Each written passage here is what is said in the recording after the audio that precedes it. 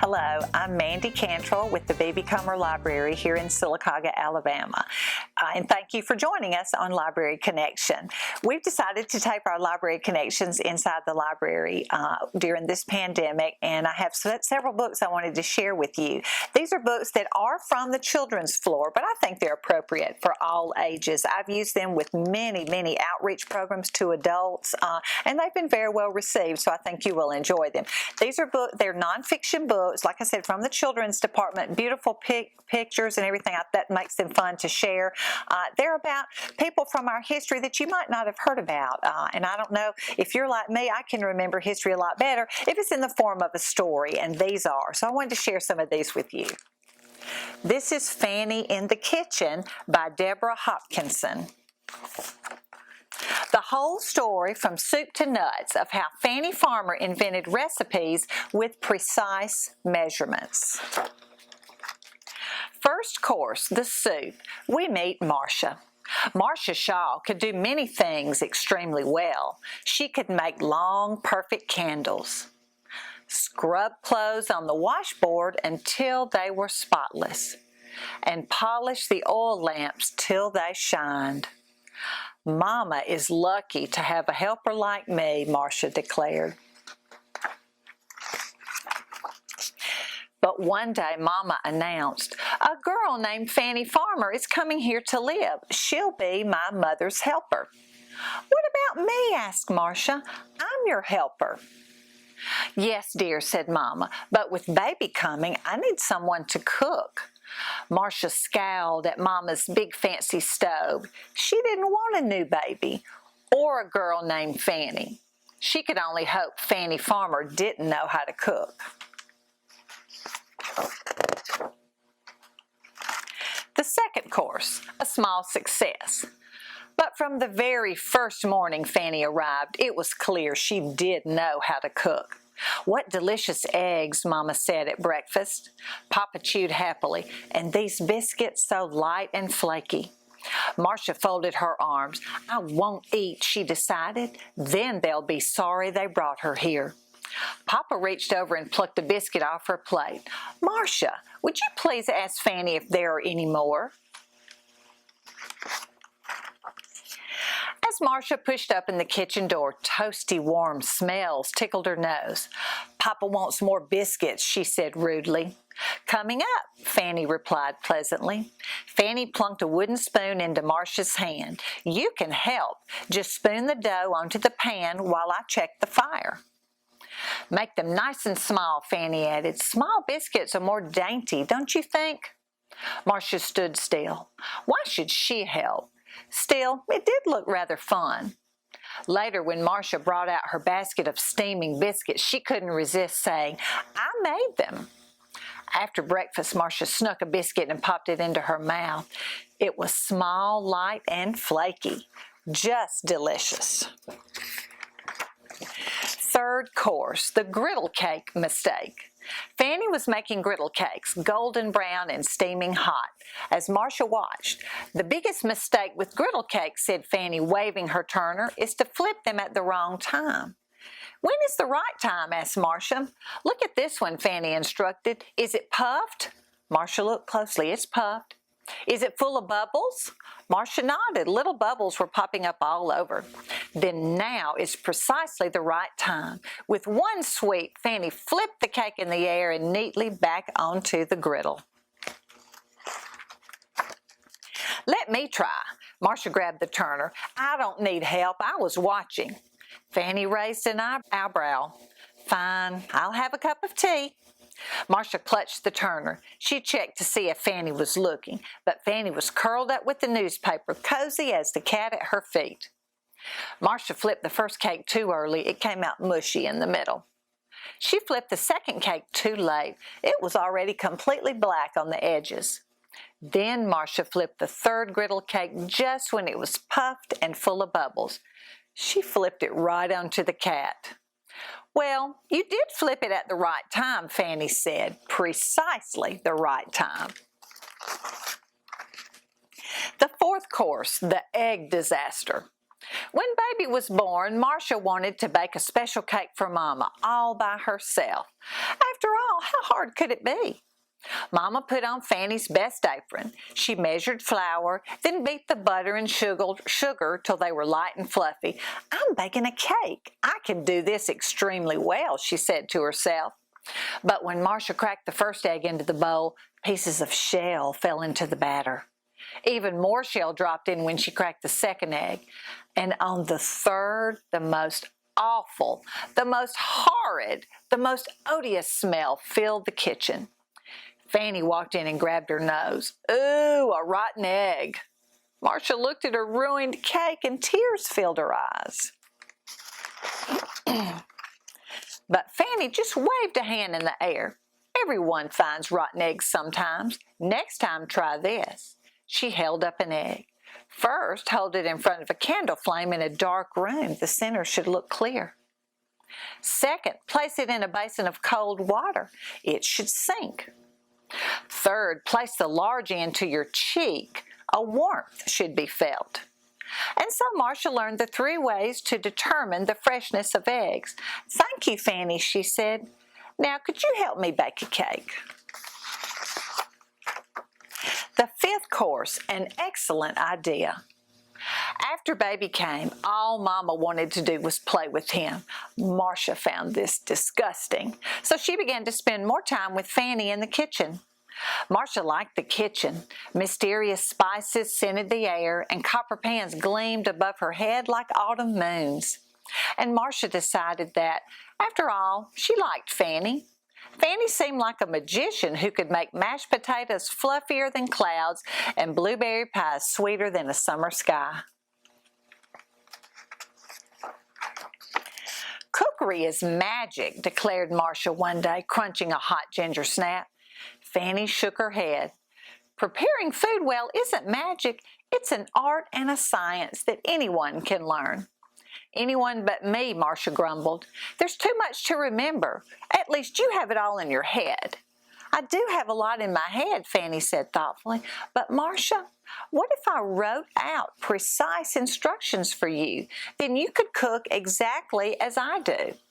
Will you explain everything? Asked Marcia excitedly. How to fix a fancy cake, make a pot of soup, even measure a cup of flour. Everything, Fanny promised. Fanny got a huge notebook and began writing away. She explained how to measure a spoonful of salt so that it's exactly level, and how to choose the ripest melons in the market. She even wrote directions for the 3 ways to determine the freshness of eggs. Word of Fanny's notebook began to spread. Marcia's mother consulted it to make the special sauce Papa loves so much. Neighbors dropped in to borrow this recipe or that, or to ask Fanny's advice. Best of all, the notebook made cooking much easier for Marcia. Fanny, if I can learn to cook using your book, anyone can, Marcia said. Well, I believe you could teach the whole town of Boston to cook. What an excellent idea, said Fanny. Maybe I'll try. 6th course, Marcia Shaw, Master Chef. And so Fanny decided to become a cooking teacher at the Boston Cooking School. Marcia was sad to see her go, but she was sure Fanny would be the best teacher there. Before Fanny left, Marcia wanted to bake her a special cake, and she knew just what to do. In Fanny's cookery notebook, Marcia found the recipe for golden cake. She read it carefully. She measured, mixed, and combined.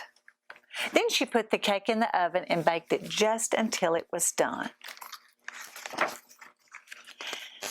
You made this by yourself? Asked Mama in surprise. So tasty, Papa said with his mouth full. Even Baby got a big piece. Fanny took a bite and chewed slowly. Marcia held her breath.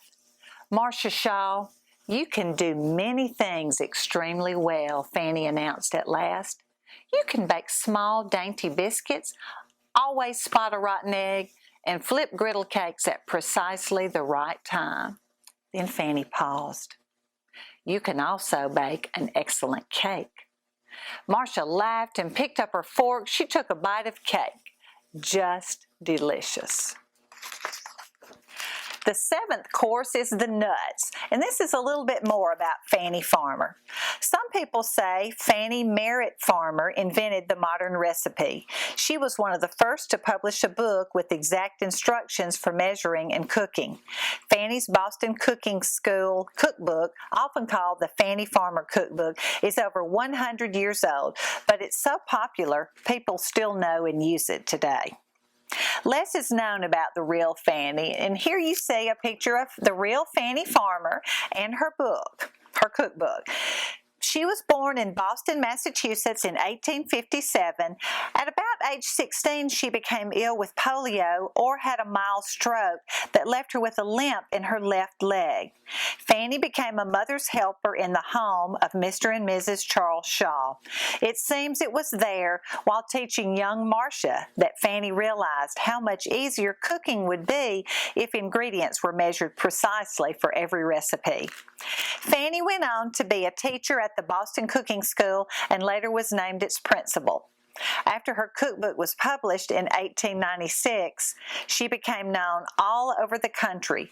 Throughout her life, Fannie had a special interest in teaching people about nutrition and health. She died in 1915.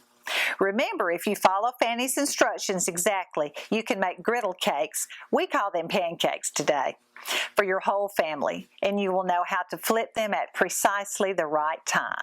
Now, if you want to make Fannie Farmer's famous griddle cakes, the recipe is at the back of the book, and I encourage you when you get a chance to check out the book.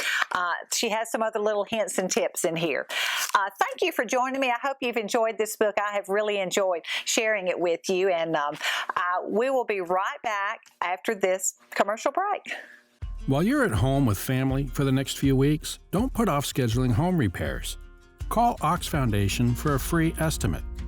With more time at home, you tend to notice things you haven't in the past.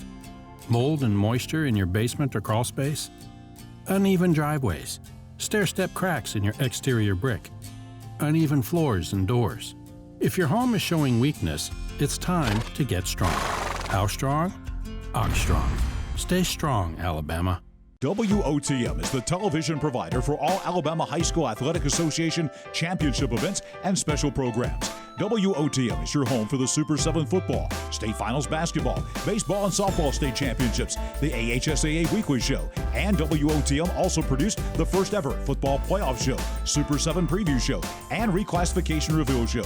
Your exclusive home for all things AHSAA is WOTM. Contact your local cable provider to request WOTM to your channel lineup. Coosa Valley Medical Center, one of the top 10 hospitals in Alabama, is also Silicaga's largest employer. Services from the emergency room, to surgery, to cancer treatment, to post-stroke care. You won't believe what's right in your backyard. It's Coosa Valley Medical Center in Silicaga. So, if you're sick in Alabama, choose one of the top 10 hospitals in Alabama. That is Coosa Valley Medical Center. Marble City Pharmacy in Silicaga is your destination for the highest quality health care. Our knowledgeable pharmacists are always available for questions about your medications or advice on taking over-the-counter products and supplements. Our friendly staff can assist you in choosing from our full lines of compression hose and medical equipment. And don't forget our gift department. We have a great selection of unique gifts for every occasion. Stop by and see us today. Marble City Pharmacy, here for life.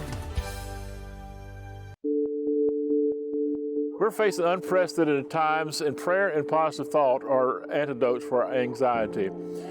Please continue your prayers for our medical profession, our leaders, our first responders, and those afflicted with this virus. My name is Mark Ledbetter, president of the Coosa Valley Ministerial Association, and I encourage you to reach out to local pastors for any spiritual or emotional needs. God will see us through these trying times. A funeral service represents a family's final farewell to their loved ones. Knowing this, we go beyond what is expected to ensure the ceremony is beautiful and memorable, a truly fitting tribute to that special life. We invite you to visit us to meet our staff and tour our renovated facility complete with a new dining area and catering services. We've been serving the people of this area for over 40 years, and we think that you'll be pleased to find that making lasting impressions remains our first priority. Curtis & Son Funeral Home, Silicaga, Childersburg. While you're at home with family for the next few weeks, don't put off scheduling home repairs. Call Ox Foundation for a free estimate. With more time at home, you tend to notice things you haven't in the past. Mold and moisture in your basement or crawl space, uneven driveways, stair-step cracks in your exterior brick, uneven floors and doors. If your home is showing weakness, it's time to get strong. How strong? Ox Strong. Stay strong, Alabama. WOTM is the television provider for all Alabama High School Athletic Association championship events and special programs. WOTM is your home for the Super 7 football, state finals basketball, baseball and softball state championships, the AHSAA weekly show, and WOTM also produced the first ever football playoff show, Super 7 preview show, and reclassification reveal show. Your exclusive home for all things AHSAA is WOTM. Contact your local cable provider to request WOTM to your channel lineup. Welcome back to Library Connection. The next book I'd like to share with you is called The Firehouse Light. It is written by Jane Nolan and illustrated by Marie LaFrance. A long time ago, when horse-drawn buggies delivered ice to keep food cold and laundry dried on ropes in the sun, fires were fought with buckets, axes, and hand-pulled carts with water hoses. In one little town, on a moonless night, a cry rang out, "Fire!" Out of bed, the townspeople leapt. As they lined up in bucket brigades, they lent their voices to the rising cry, "Get the hose cart! Grab the buckets!" Volunteer firefighters ran through the night toward the wooden shack where the firefighting equipment was kept. They threw open the doors, but it was dark inside and hard to see. "Light a lantern," one man yelled. "Hold it high," called another as they reached inside the pitch-black shack, wheeled out the hose cart, and raced to put out the fire.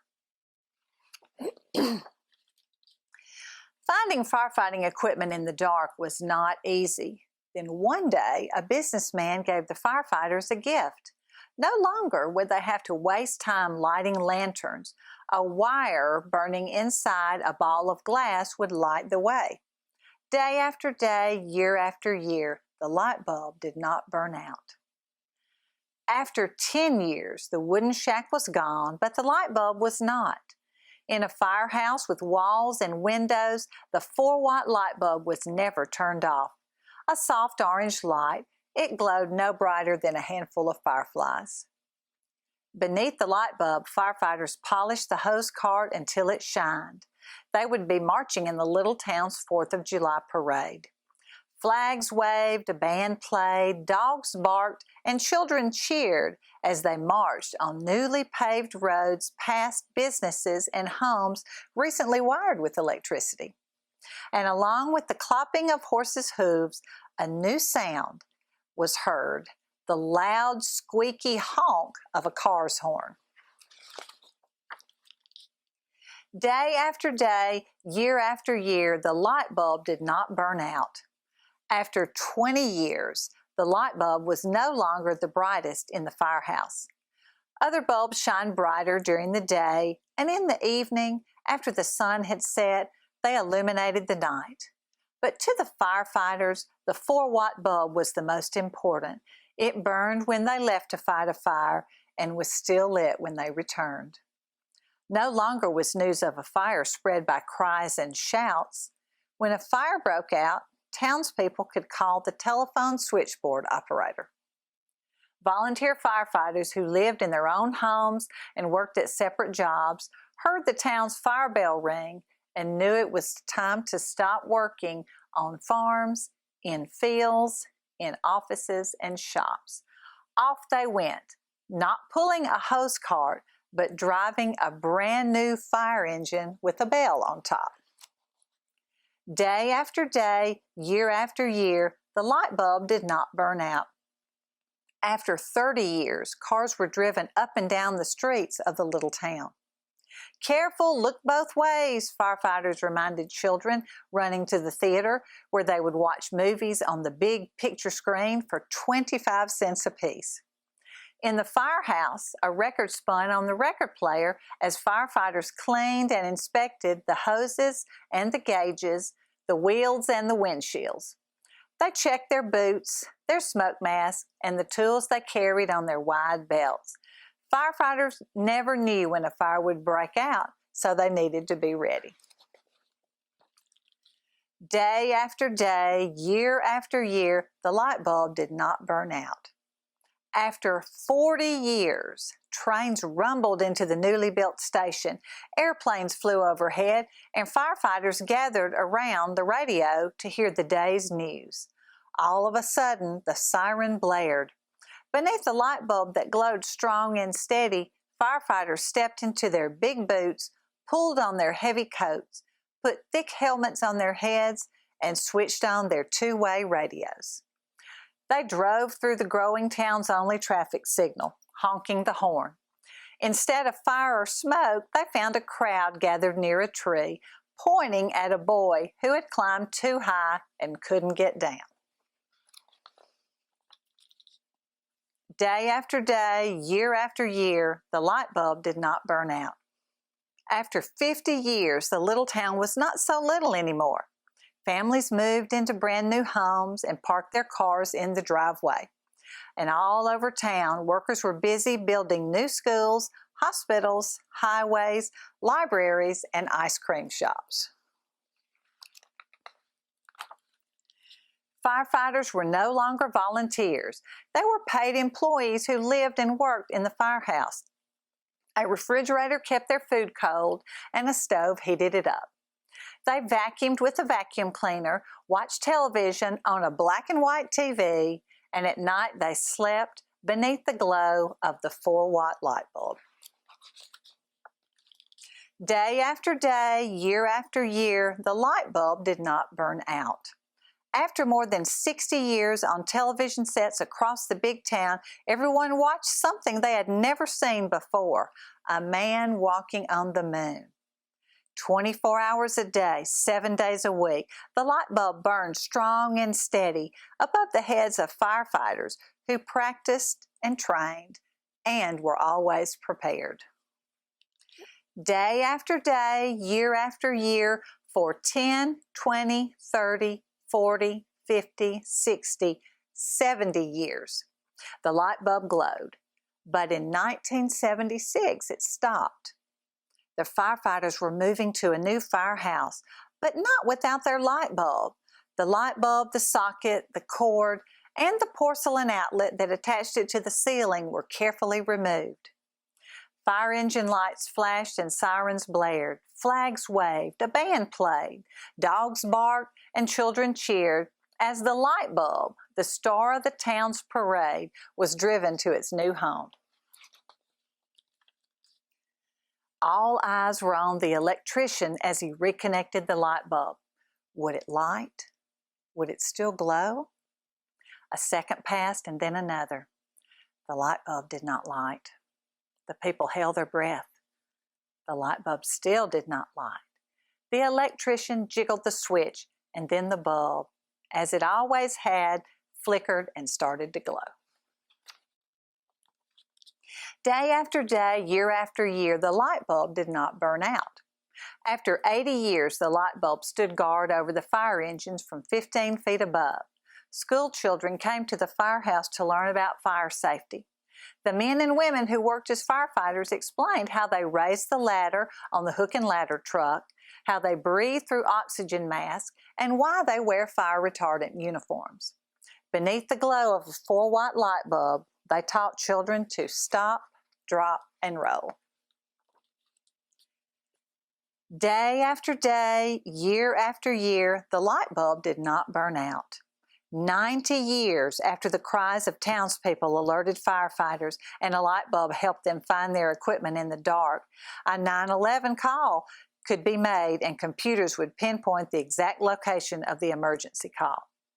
With sirens blaring and red lights flashing, firefighters, paramedics, and police cars raced down the crowded streets of the city. They raced past halogen, fluorescent, and incandescent lights, past neon and strobe lights, traffic lights and street lights, Motorcycle, car, truck, and bus lights. Driving through the night, help was on the way. Day after day, year after year, the light bulb did not burn out. After 100 years, it was time for a birthday party. The town turned out to celebrate. Television and radio crews set up their gear. Speeches were made, pictures were taken, birthday cake was eaten, and happy birthday sung to a 100-year-old light bulb that had never once burned out. Strong and steady, it still glows above the heads of firefighters. It burns when they leave to fight a fire and stays lit after they return. I love this story, and one of the parts I love best is this is actually a true story. I'll read a little bit about the beginning of the bulb, the light bulb. In 1901, Mr. Dennis Bernal, owner of the Livermore Power and Light Company, gave the volunteer firefighters of Livermore, California, a 4-watt light bulb made of carbon filament and hand-blown glass. The light bulb was manufactured by the Shelby Electric Company of Shelby, Ohio, and was placed above the town's firefighting equipment, where it helped firefighters see in the dark. It has been burning ever since. And here is a picture of the real light bulb. No one knows for sure why the light bulb has lasted so long. It might be because the bulb has hardly ever been turned off, or it might be the lack of wear and tear. Today, the light bulb hangs from a single cord 20 feet above the ground in the Livermore Pleasanton Fire Department Station Number 6. The light bulb has its own backup generator to protect it during power outages and its own webcam and website, www.centennialbulb.org. For more than 100 years of American history, through tragedies and triumph, the firehouse light has glowed. Well, I hope you enjoyed this book. I enjoyed it, I think especially because it is a true story. So go to their website, www.centennialbulb.org, and look that up. There is a camera there 24 hours a day, 7 days a week, so you can see if it's still glowing. And like I said, I'm glad you've enjoyed it. We hope to be doing some more of this during the coronavirus pandemic that's going on right now while we are not open to the public, but we're hoping to do some more things like this. Follow us on Facebook, or be aware we're putting out there as many things as we find available for you to use for free online, or just other resources to help us get through this time. So thank you so much for joining me and letting me share some of my favorite books with you. And I do appreciate you watching, and hope to see you next time on Library Connection.